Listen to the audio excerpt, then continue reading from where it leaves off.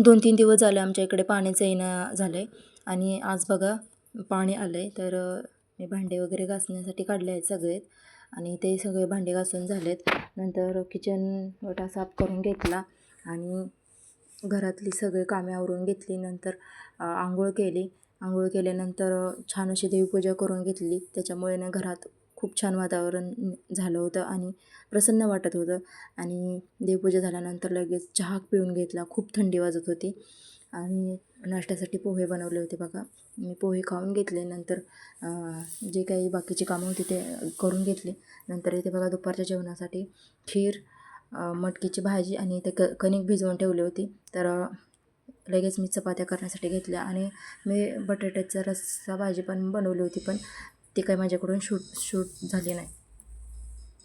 नंतर हे बघा असं आजचं जेवण होतं आणि दिवसभराची जेवण करून घेतलं आणि दिवसभराची सगळी कामे आवरून घेतली. नंतर आराम केला थोडासा आणि संध्याकाळच्या जेवणामध्ये फक्त खिचडीच बनवली होती. खूप दमले होते मी, त्यामुळे खिचडीच बनवली होती. बाय.